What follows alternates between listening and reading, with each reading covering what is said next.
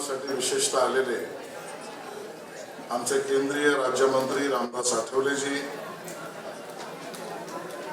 आमचे जवळचे मित्र आणि राज्यमंत्री प्रवीण दरेकरजी, ज्यांच्या निमंत्रणामुळे आपण सगळेजण इथे आलो, असे माझे भाऊ आणि आपल्या नवभारतीय शिववाहतूक संघटना आणि भाजप ट्रान्सपोर्ट सेलचे सर्व हाजी अराफतजी, जरा टाळ्या वाजवा जरा हाजी.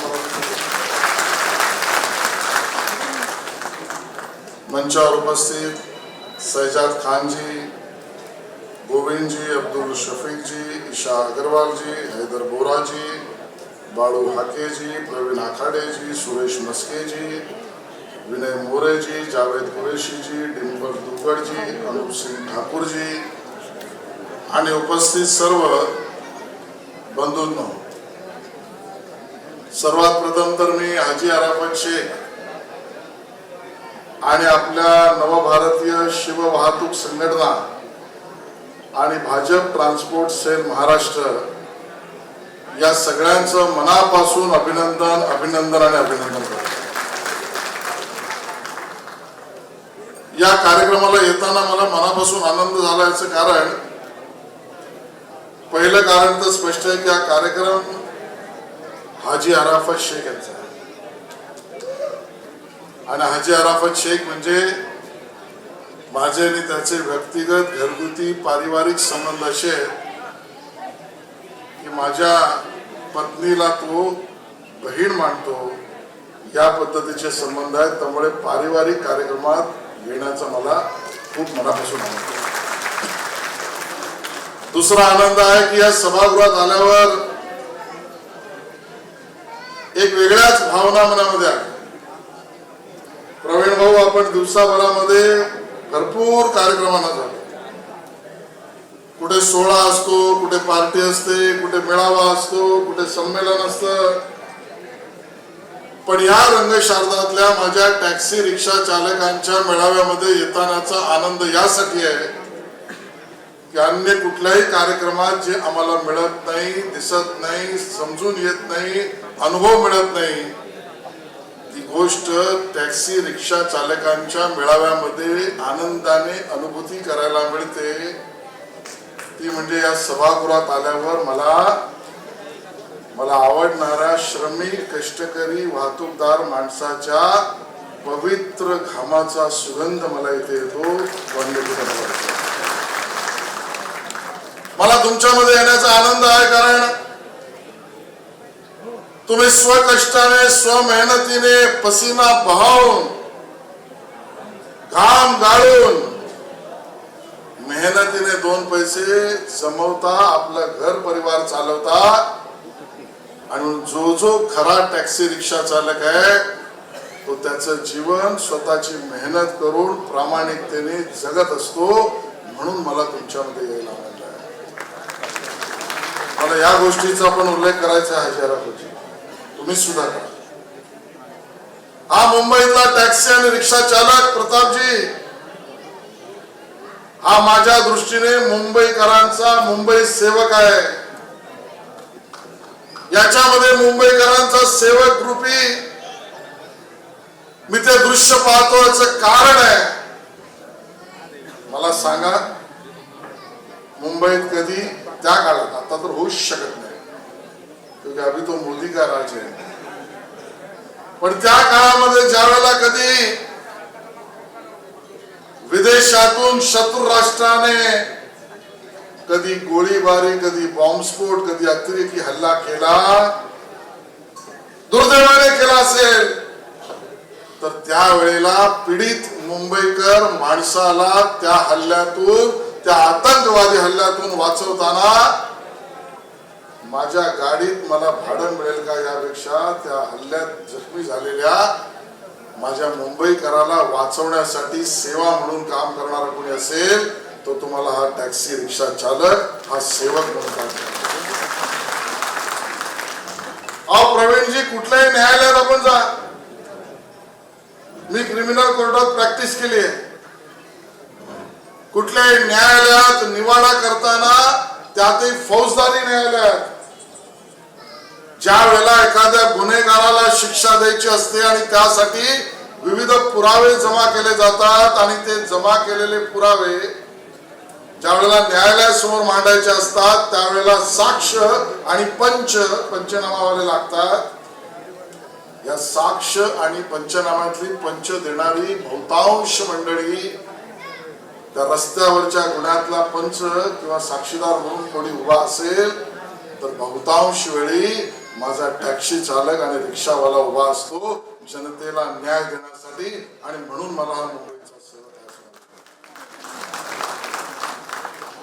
आणि मग या माझ्या श्रमिक कष्टकरी मुंबईची सेवा करणाऱ्या टॅक्सी रिक्षा चालकांना त्या ठिकाणी खटाव समिती असेल हाकीम समिती असेल या सगळ्यात न्याय देण्यासाठी जर प्रतापजी कोणी उभं राहत असेल तर त्यांच्या न्यायासाठी लढणारा मुंबईत आणि महाराष्ट्रातलं उमद एकमेव नेतृत्व म्हणजे हाजी अराफत शेख है।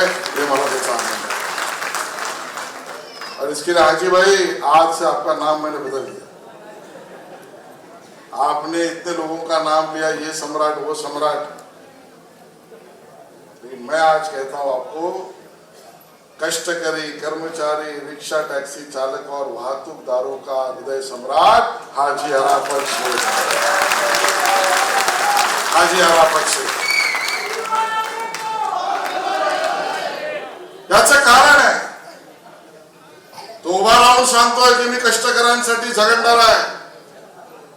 हाजी अराफत शेख उभा राहून सांगतोय मी कुठल्या भाषेचा कुठल्या जातीचा कुठल्या धर्माचा याचा मला अभिमान आहेच, पण त्याही पेक्षा मला माझ्या समोर बसलेला ट्रान्सपोर्टवाला असेल रिक्षावाला असेल टॅक्सीवाला असेल याच्या पोटातली भूक आणि खिशातली गरिबी यासाठी लढणारा मी आहे। कोणी मुद्दामून परिश्रम 24 तास 15 तास 16 तास प्रतापजी तुम्ही सांगितलं हा शौकिया कोणी करत नाही।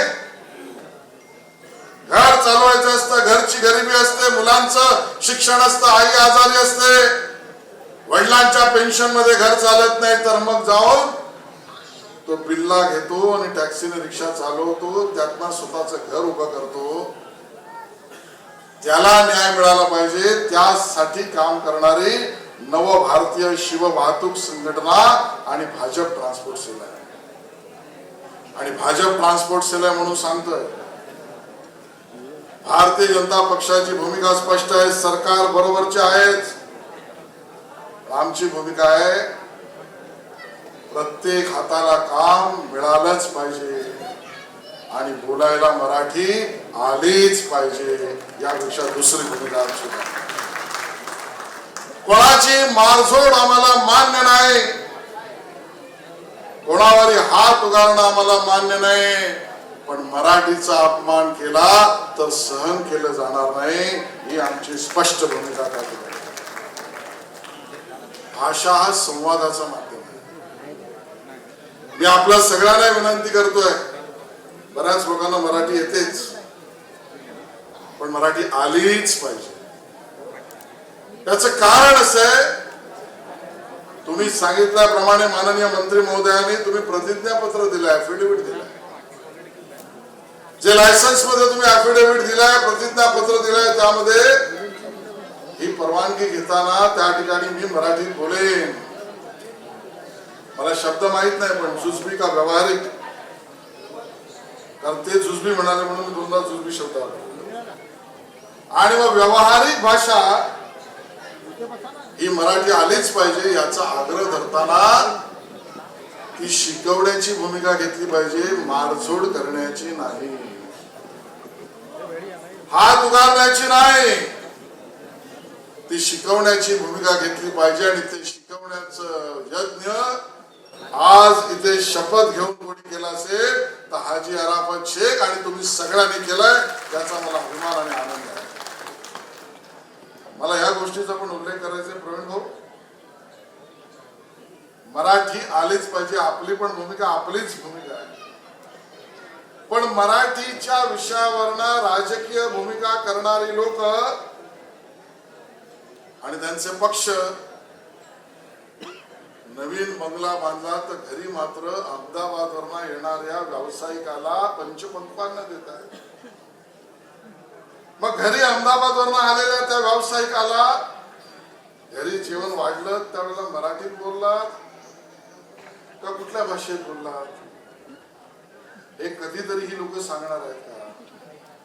आमचा विरोध नाही, कुठल्याही भाषेत बोला, पण तुम्ही घरी लपून छपून भेटणाऱ्या अमराठी व्यावसायिकांबरोबर अमराठीत बोलाल आणि मग माझ्या टॅक्सी रिक्षा चालकाच्या मराठीत बोलण्यावरनं थोबाडीत माराल, ही तुमची दुपट्टी भूमिका आहे.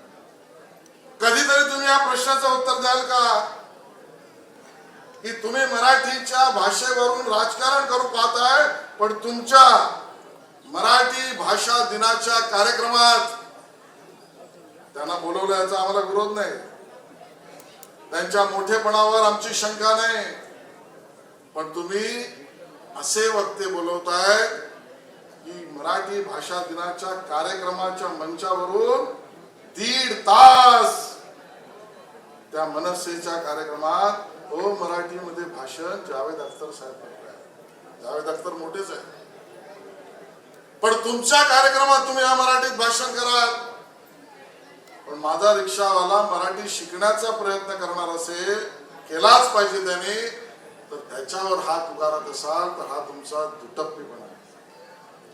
मला या मंचावरून हे सांगायचं आहे, आमचा त्यालाही विरोध नाही, पण तुमच्या घरातले सुपुत्र ज्या वेळेला शाळेत जातील त्यावेळेला ते बॉम्बे स्कॉटिश मध्ये अमराठी शाळेत जातील, ते अमराठी भाषा शिकतील, आमचा विरोध नाही, पण ज्या वेळेला माझा रिक्षाने टॅक्सीवाला स्वतःच पोट भरायला त्यावेळेला मराठी शिकायला वेळ मागेल तर त्याच्यावर तुम्ही हात उगारण्याची भूमिका घ्याल, हा दुटप्पीपणा आहे.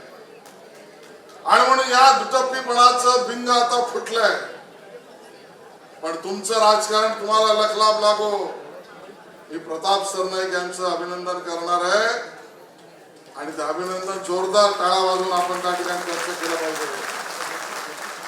त्याचं कारण निर्णय करण्याचं धाडस तुम्ही केलं. हो, कायद्यामध्ये होता, प्रतिज्ञापत्रामध्ये होता,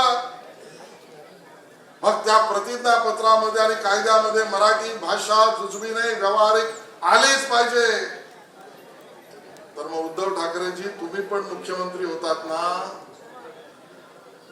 तुमच्या मुख्यमंत्री पदाच्या काळात का नाही तुम्ही जो धाडसी निर्णय प्रताप सरनाईक यांनी केला, देवेंद्र फडणवीसजी, एकनाथ शिंदेजी, सुनेत्राताई पवार यांच्या सरकारने मराठी भाषेसाठी केला, तुम्ही का नाही केला?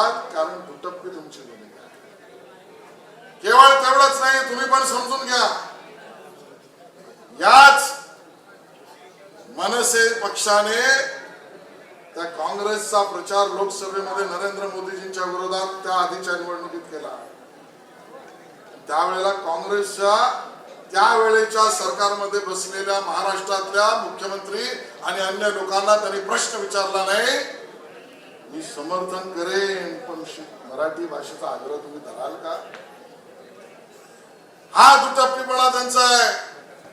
पण मित्रांनो, राजकारण एका बाजूला, आम्ही असं मानणारे लोक आहोत, श्रमाला, घामाला, पोटाला आणि भुकेला जात, भाषा, धर्म नसते, त्याची एकच भाषा असते, काम, काम आणि काम. त्याच भाषेला महत्व सुद्धा तेवढंच दिलं पाहिजे, आमची भूमिका आहे.